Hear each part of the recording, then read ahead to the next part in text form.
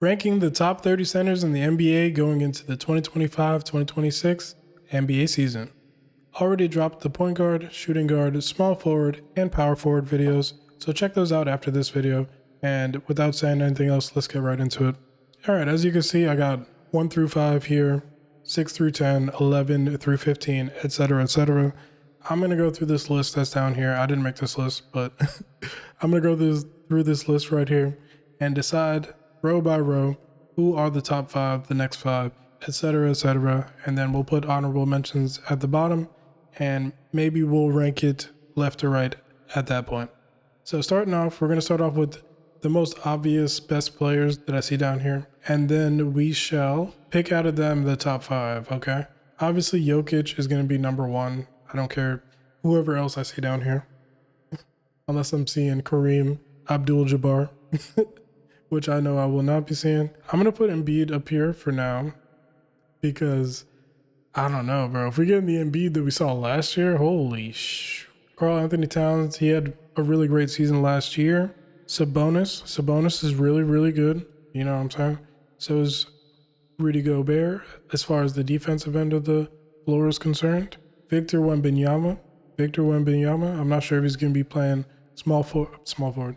I don't know if he's going to be playing power forward or if he's going to be playing next to Big Cornette, who's also here. I don't think Big Cornette is coming up just yet, but that's okay. But Zubats had a really amazing season last year, so I think he should be in consideration, as well as Jared Allen. Porzingis, when he's healthy, is very good as well. Şengün was an all-star last year, so he should definitely be in consideration. So I think that these are the players that we should look at to start, and then we can go row by row and see where everybody else is going to land, okay? So for now, I got to take all these players and put this into a top 5. So we got 10 players right now. I suppose that you could also put Miles Turner up here, and then we'll decide which of these players is going to go down a level. So we got our top 11 right now. So let's narrow this down to a top 5. So it's really this last spot in the top 5 I'm trying to think about, because I would say that Rudy Gobert has an argument. I would say that Zubats has an argument. I would say that Şengün has an argument. These three I'm not sure for various reasons. Honestly, if we're projecting into next year a little bit, even with just a little bit of projection, I think that Wemby should probably just stay here, to be quite honest. He could arguably be as good as here next year, this upcoming season, the 2026 season. But just to be, kind of cool and just give him that space to continue growing as a player, I'm going to leave him at 5. I'm going to leave Gobert here at 6. After him, I think that was Zubats better than Şengün last year? I'm going to put Şengün here because he was the all-star. Zubats, Jared Allen, Porzingis, and then I'm going to drop Miles Turner down right here. And I think that's fine. I think that's pretty fine. All right, so going to the next tier of players, maybe potential on a good year, fringe all-stars. Jalen Duren. Yo, all the names are just leaving my brain today. He just got an extension with the Mavericks. Naz Reid recently won 6th Man of the Year award. Oh my goodness. So a debate that I've been kind of starting with the last 3 videos is basically, what is the weakest position in the NBA right now? And right now I'm thinking, is it center? I still think it might be shooting guard, because this has more very quality to solid players and just not as many at the tip top, I would say. But it still might be shooting guard, I think, to be honest, because a lot of these players they're technically starting caliber centers, but none of these players, I think, could really make the all-star team, like outside of maybe Miles Turner. And that's a big if, even with him being the second option now on the Bucks, which is nuts to me. I guess DeAndre Ayton. Horford kind of is looking old right now. Derek Lively, maybe if he takes a leap next year, Let's see, let's narrow this row down to a 5 now. We got Miles Turner, who I think is definitely here. Jalen Duren. Derek Lively could be a starting center on a finals team, but it wasn't. It was my man right here, I'm pretty sure. But I'm gonna go ahead and put Naz Reid above him. But I'm also like, Naz Reid didn't play that great in the playoffs. but he provides a need. I think Mitchell Robinson is better than Nick Claxton. It's really just health that be getting in his way. DeAndre Ayton brings a different set of skills, but his defense is really bad, and for a center, I don't like that. Plus the inconsistency. So I think that we're gonna start this next one with Nick Claxton, drop down Ayton, drop down Lively, and call it right there. So getting into the next tier player, I think we should have Isaiah Hartenstein here. We're already getting to some backup picks here. I think Jakob Poeltl is in this range, and we could talk about Al Horford now.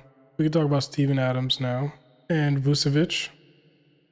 So who's gonna drop down out of this group? Al Horford is looking old a bit. I don't know if he's the starting center on your team, to be quite honest at this point, unless you're the Golden State Warriors potentially. Steven Adams, also not a starting center right now. Derek Lively is the only one here that's a backup, but he doesn't. The only reason why he's probably going to be coming off the bench is because they just gave my man a new contract, and then also Anthony Davis is on the team now. Jakob Poeltl or Vucevic is the question here, right? And Jakob Poeltl is really good defensively. Vucevic is better offensively, plus the rebounding, a little bit of passing. So it's a tough one. I don't know. I think that honestly these two could go either way, really. But I think I'm gonna give it to Vucevic for now. I'll put Jakob Poeltl as the last starting center up here. Actually, he's not the last because Wendell Carter's down here. Magic got 3 centers down here, actually. They got 3 very good mid centers, so they don't really need to have one at the tip top, apparently. Now we'll be splitting hairs, to be quite honest. We could get Mark Williams in here. And now we're going to have to start projecting a bit because there's a lot of young centers up here. And since we got a lot of young centers, we kind of got to just predict how well they're going to be into their second and third seasons for some of these players. This is tough because a lot of these players are kind of around the same range. I think it's fair to put Wendell Carter up here. I think it's fair to maybe have Brooke up here in this range, you know what I'm saying, even though he's slowing down a bit. And now we're getting really getting into backup centers. A couple of these players are going to be starting this year, but not necessarily because they should be. I think that he could be up here. And again, these aren't specifically just tiers that we're doing. Obviously, we're going in a numbered order. But if you want me to do more so a tiered version of this, like the video, make a comment, show that you guys kind of like these videos, and I'll do a mid-season one and just put them into tiers, not necessarily rank them 1 to 30, unless that's what you want me to do, and then I'll do that. So yeah, Walker Kessler right here, Brook Lopez. So the real question is, which of these players are going to be dropping down here? And I could argue that Walker Kessler is better than both of these players, to be honest. So I think Wendell Carter and Brook Lopez are dropping. Damn, now we're getting into the real kind of stinky centers. The real kind of stinky centers, yo. Now we're splitting hairs when it comes to young players that could be projected to be better over the next year or so, and veterans that just come in and play the role that they know that they're supposed to play. Jay Huff is going to have a good opportunity with the Pacers this upcoming season, especially because they don't have Miles Turner right now. Goga Bitadze comes in and gives the Magic great minutes off the bench. Mo Wagner as well, although he tore his Achilles, I think, last year. I think he tore his Achilles, so we're going to have to see. Khalil Ware came in and took that starting center spot. Rob Williams can never stay healthy. Okongwu, I think Okongwu could go up here. But when it comes to the rest of these players, I'm not too sure. They're all around the same range, you know what I'm saying?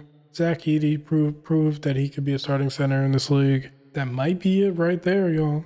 That might be it. We also got Cornette to think about. We got, again, some of these young players like a Khalil Ware, like an Yves Missy. Donovan Clingan, I think it's a little too early. Goga Bitadze, he's a role player, really. Jay Huff, he's a role player. A lot of these guys are role players, but keeping it a buck. Backup, decent. Cade is going to be starting this year, but I don't think he really should be starting center right now. Maybe he will prove me wrong, to be honest, and that would be really awesome for the Celtics. Jonas Valanciunas is good. Is he good? He's solid, I should say. But I don't know, bro. He's kind of fallen off a bit. So I think these guys are definite honorable mentions in no order. Okay, so we got Wendell Carter, Brook Lopez, Alex Sarr, Okongwu, Zach Edey, Cornette, Khalil Ware, and Yves Missy. Is Cornette going to be starting next year is one thing. Honestly, Cornette is great at coming in and playing a role, but I just don't think he's going to be as the ceiling of these other players. You know what I'm saying? Brook Lopez kind of fell off. Brook Lopez kind of fell off, yo. And he's going to be a backup center this year. Yeah, I don't know, bro. I think he's moving down at the very least. It's tough with the Khalil Wears and the Eve Missies. The opportunity is going to be there for Khalil Ware. Eve Missy, I think that the Pelicans traded for another center during the offseason recently. I can't remember who it was off top. Alex Sarr is going to have the opportunity on the Wizards for sure.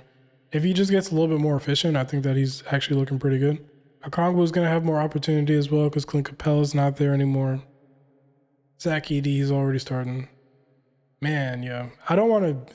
I want to keep this row right here and call it a day, but I'm gonna do what I don't think I should do and drop Eve Missy and Khalil Ware, to be honest. And everything else here I think looks fine. So this is what my list is gonna be. Let me know your thoughts on this list and who you'd move up. If any of the honorable mentions I'm bugging on, they should definitely be in the top 30. If anybody is missing off this list, that should probably be on this list also. For these players that are at the top, do you think that a player like Victor Wembanyama will be all the way at the top?